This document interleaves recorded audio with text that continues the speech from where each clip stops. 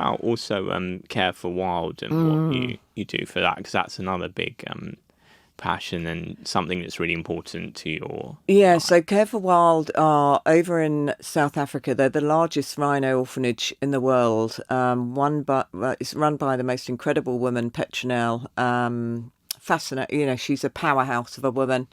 I've been out there, I've volunteered, and then they asked if Darren and I would jump on board and just help support them and run some events. It's obviously, as you can imagine, the last sort of year or two, it's been zero. We haven't been able to really do much. So we're just falling back now into being able to organise. So we do like a big gala dinner and golf day, and I'm doing a skydive in a few weeks. So I'll seriously be breathing before I do that.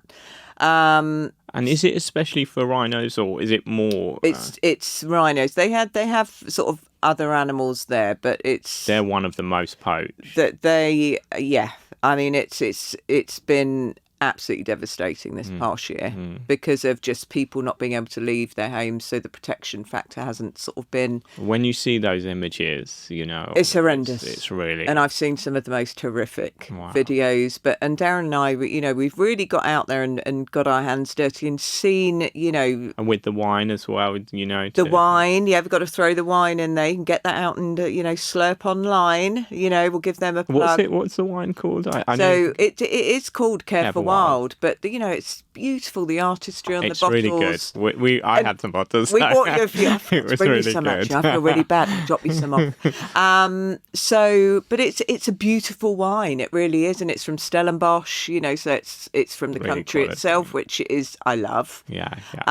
But do you know what? They need all the help they can get, and Definitely. if anyone can just check them out, that would be. And that also is kind of bringing people back to nature, and that's the other thing. Perhaps like in urban environments, and then being so connected, we lose touch with being human and nature and those things, which is really important to reconnect, because obviously people are being more aware now of the planet and the need to look after the planet. And I mean, do you find when you go out in nature it's very calming? Yeah, because you've got a busy job in the middle of town. Probably that's where we were supposed to be. Yeah, and we were all doing something else and living our urban life and running around in all different directions, and that's maybe why sometimes it's jarring, and you need to get to that, to the countryside, or even better if you can get to Africa and experience something really incredible. But yeah, just being able to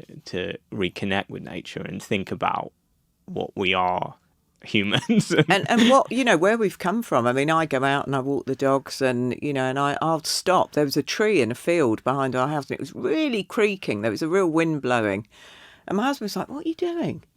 And I said, "Listen to the creaking sound." I said, "I'm going to video this. It's beautiful." And that's what they say. That's being present. Exactly, being present in the moment. Look at the sky, take in the colours around you, and bring yourself back to centre yourself. Yeah. So all of those things, they really do help.